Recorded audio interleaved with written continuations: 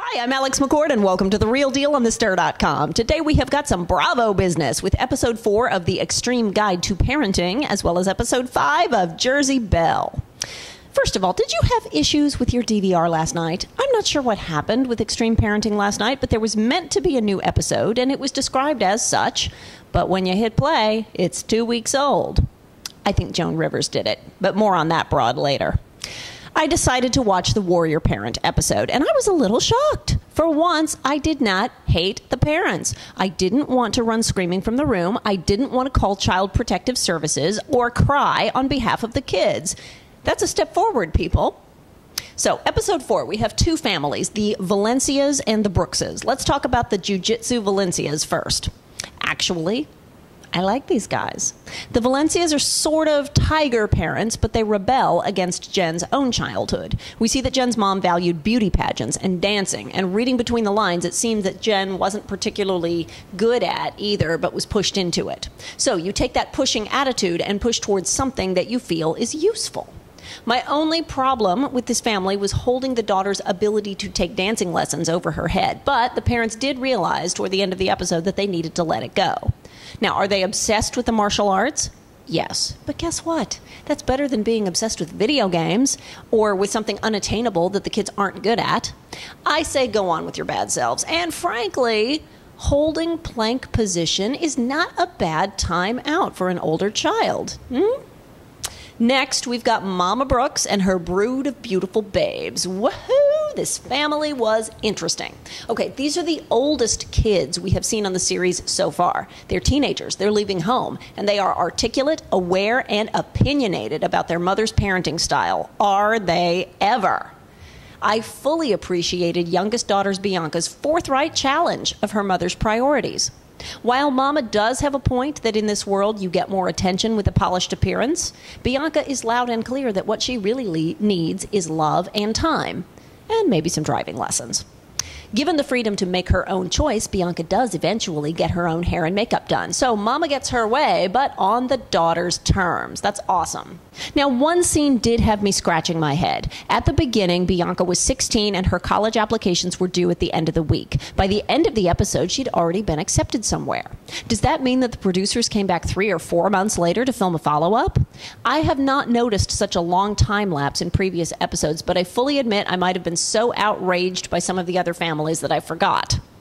Ultimately, what made episode 4 so satisfying is that both parents understood that they needed to make changes in order to move forward. By showing humility, both families showed strength.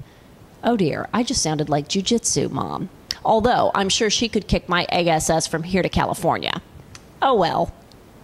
Speaking of kicking up a storm, let's head down to Alabama to check in on Jamie Primack Sullivan and Jersey Belle. This week we saw episode 5, where Jamie's trying to surreptitiously adopt a baby and move the family back up north. Except Jamie's about as surreptitious as an atomic bomb. But that makes her interesting to watch. I appreciated the producer's bait and switch technique this week. All episode, Jamie's birthday party is teased out, and viewers are being primed to think that Jamie will hate it. Jamie wants Italian food and dancing. Danielle wants a dinner party with fine china and place cards. We see both of them making faces over the phone, but in true bait and switch mode, Jamie loves the party. I love it that the producers kept us guessing. Now, any good hostess knows that when you're ignoring several of your honorees' requests, choosing to use one requires a big, huge, showy display. Danielle was exactly right to get the cake Jamie wanted and put it right out front. All's well with the party, even if there was a football game on in the background. But putting on my behind-the-scenes hat again, we've got another element coming into this hybrid show, and that is, dun-da-da-da, the girls' trip. The Girls Trip is a well-used device on docusoap reality TV, and it almost always guarantees a good episode arc. Take the cast out of their comfort zone and away from their daily responsibilities, and what will happen?